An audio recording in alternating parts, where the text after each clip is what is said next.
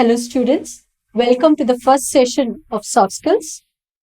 Today we'll be working on three parts of soft skills. One is verbal written exam, the second is HR questions, the third is an important GD topic. This class is mainly intended for all the second year and third year students who will be preparing for campus recruitment drives, government exams, GATE, and so on and so forth. First, let's cover the sentence error correction, a very important section that is asked in all written exams. So, in this class, in sentence error correction, we will be looking at a few sentences which includes articles, prepositions, pronouns, adjectives, etc. So you will be reading a sentence and you will have to find out the error in the sentence. The sentence error correction is a very important part of verbal exam because it is closely connected with our spoken English. These mistakes that we find or these errors that we spot in a sentence are the commonly made errors when we speak English. So, let's move on and look at a few sentences, read the sentences, find out the errors, and you will be getting sentences similar to these in your verbal written part. So, the first sentence, Troy was taken by Greeks. This formed the basis of a story which has become famous. So generally, the sentence is divided into 4 or 5 parts. Troy was taken by Greeks. This formed the basis of a story which has become famous. And you will also have an option, no error. So if you observe the sentence, Troy was taken by Greeks. This formed the basis of a story which has become famous. So this sentence actually refers to the epic Homer's Iliad and Odyssey, where you have Troy and the Greeks and the battle. So if you observe the first part, you can see Troy was taken by the Greeks. You can remember that we discussed in class that when it refers to people, you have to use an article, a definite article, the English, the French. If you just use English or French, it means language. If you use the definite article the before it, it refers to people. So Troy was taken by the Greeks. This formed the basis of a story which has become famous. Look into the second sentence. Even now, when I see this spot, I am reminded of an unique incident that took place several weeks. Okay. So can you spot the error? Look at this word of an unique. We all are under the false impression that an comes before all vowels and a comes before consonants. But it is actually an comes before all vowel sounds and a comes before consonant sounds. So unique, if you compare unique with the word umbrella, both start with the alphabet U, but umbrella has the vowel sound and unique has the consonant sound, YU. So here it should be a unique incident. Let's move on to third one. The customer handed over a 500 rupees note to the shopkeeper. The customer handed over a 500 rupees note to the shopkeeper. Just observe this phrase. A 500 rupees note. So it is one note. So it is a 500 rupee note. It should not be rupees. Okay, let's move on to the next one. One of the most widely spread bad habit is the tobacco. So one of the most widely spread. So that is, we're talking about several bad habits and one from those bad habits. So one of the most widely spread bad habits is the tobacco. So let's move on to the next set of sentences. Sentence error correction, you must remember, is widely asked in all government exams. Yes, and it is specially included in the AMCAT exam, which is conducted by several MNCs. Yes, you know that AMCAT has 3 sections. You have verbal section in English where you have sentence error corrections, reading comprehensions, vocabulary, antonyms, synonyms, etc., analogies. Then you have the aptitude, and then you also have your technical part. So, since you always have a problem in solving vocabulary related questions, if you can practice sentence error corrections very well, you will be able to score well in this part. And you should also remember that time constraint is very much present in a written exam. You will not even have 1 minute for each question. So, practicing more and more questions will help you to solve the questions very quickly, and it will help you to spend more time with more difficult technical part, etc. Let's move on to the next set.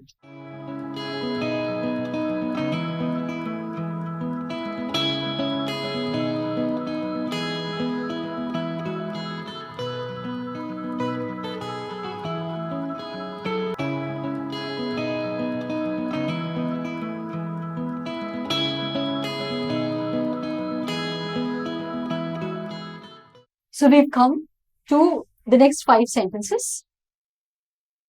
Please observe the first sentence. Of all the friends I have had, he is the most helpful and less arrogant.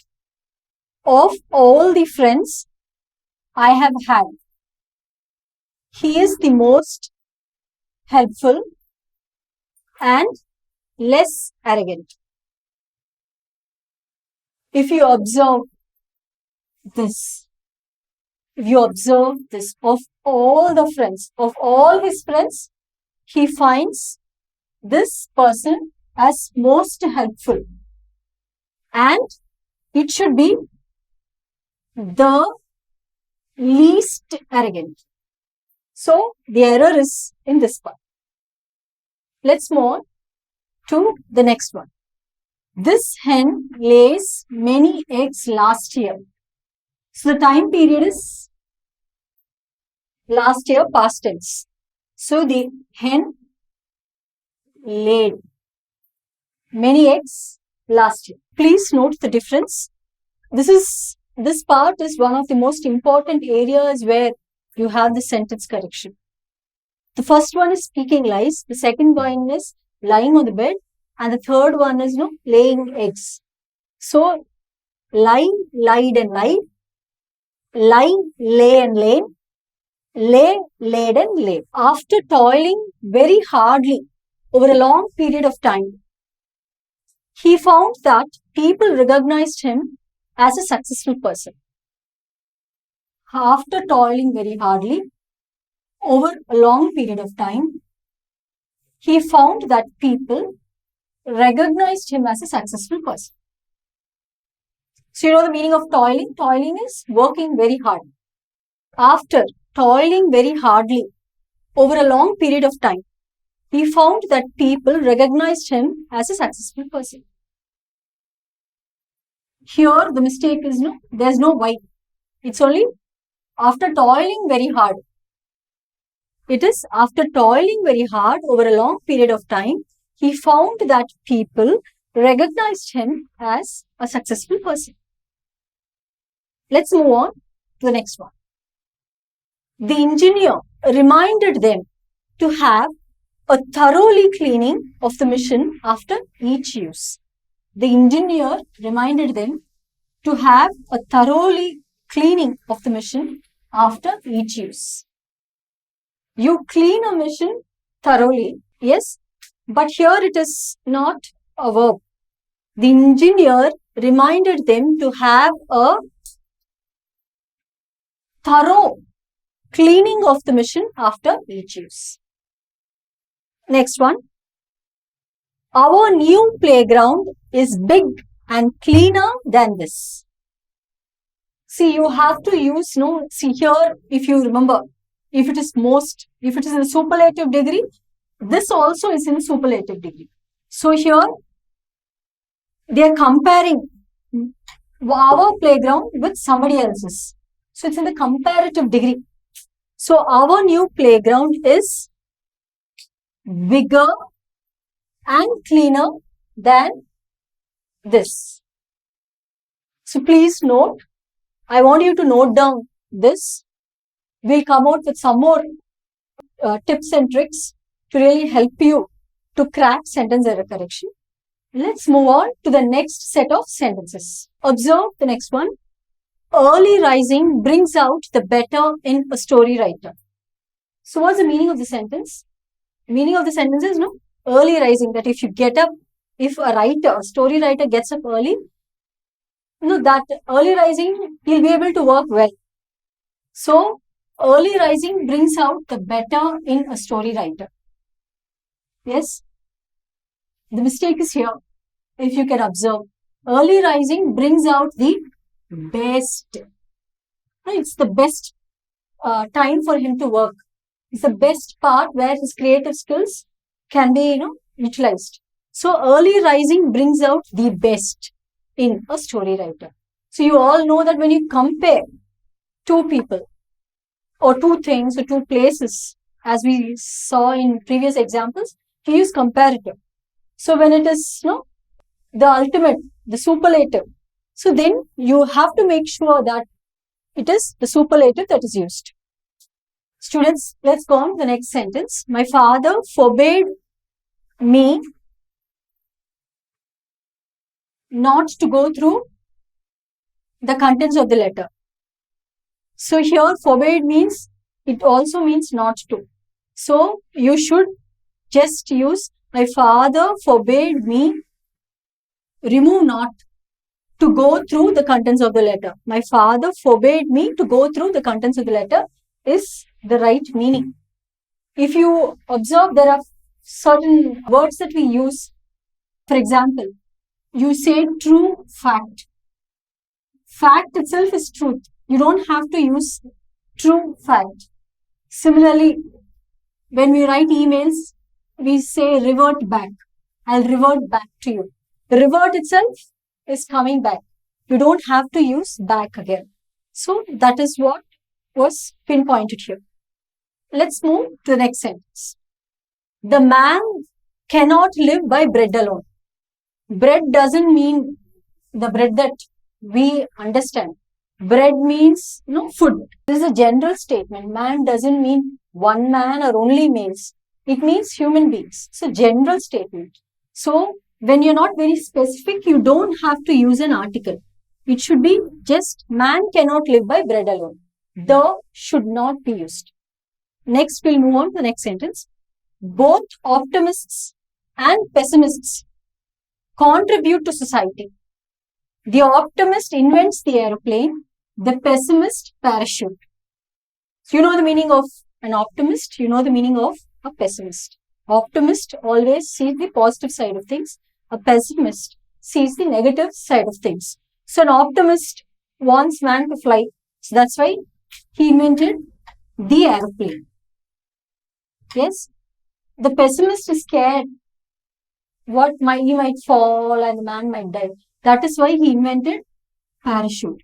Here, the is missing. Right? Sentence should have the same pattern throughout. When you use the aeroplane, there also it should be the parachute. Let's see the next one. He suggested me to enter into the competition. He suggested to should not come. He suggested that I enter into the competition. So suggest is followed by that. So in the sentence error correction exercise, we worked on 15 sentences with various different kinds of errors. Errors in articles, errors in adjectives, errors in subject verb agreement, errors in pronouns, errors in degrees of comparison. Yes. So most of the questions that I've taken from campusgate.com. If you go to the website, you will find a separate column for English practice And there are a lot of previous question papers of TCS, Infosys, and several other companies. So I suggest that you visit the website and practice these questions. There are lots of sentence error correction exercises, and I'm sure this would help you. Let's move on to two most important HR questions. So now we move on to the first HR question that I would like to discuss in this session. The question is, we found another candidate equally eligible for this job. Tell us why we should hire you. So, what do you understand from the question?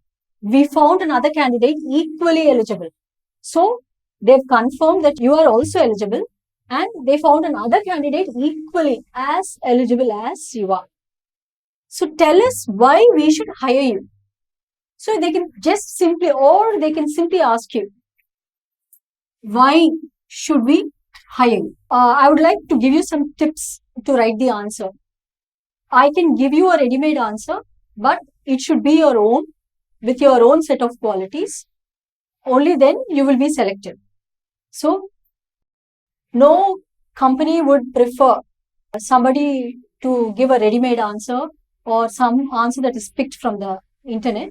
So, I'm going to give you some tips so that you would prepare your own answer. First of all, you must thank the HR for telling you that you are another eligible candidate. So they are happy, they are impressed with you. They've given you a chance to impress them, right? So first of all, you can say, I am very grateful. Just observe these words. You can say that, sir, I'm very grateful to you, and I'm very happy that I've been one of the eligible candidates for the company. But if you select me, I would be an asset, a valuable asset to the company. I work, I'm a diligent worker, and I'm a smart worker, and I love to learn things very fast. I love to explore, and I'm a dedicated person. Now, if you give some of the inherent special qualities that you have, yes, apart from the technical and academic qualifications, you will have an edge. So this is how you will have to plan. There are a lot of model answers for this question available in the internet. You can go check them. Use your own positives to prepare the answer. Let's move on to the next question. Students, just observe this question. What is most important to you, money or work? So this is a kind of a very tricky question. All of us say, tell me, do you work for money or you just want work? If you say you just work for money, then you can win a lottery or something else. If you say I just want work, then they'll ask you, will you work for free? So it is, you'll have to really balance the answer. So you can say both are important, money and work. But you can also say, but if I work perfectly and if I really upgrade myself and if I can prove myself in my work, money will automatically come in the form of promotions or perks or incentives, etc., etc. So you have to try to say that money and work is important. Students, we are moving to current GD topic. Probably this could be a potential topic for your future placements. The topic is Industry 4.0. So you would have heard of several movies with 2.0 and all that. Now let's see what is this Industry 4.0. If it's 4.0, then there must have been 1 and 2 and 3, and today it is 4.0. So this is we had industrial revolutions previously. So we had the first industrial revolution, second, third, and now we are in the fourth industrial revolution.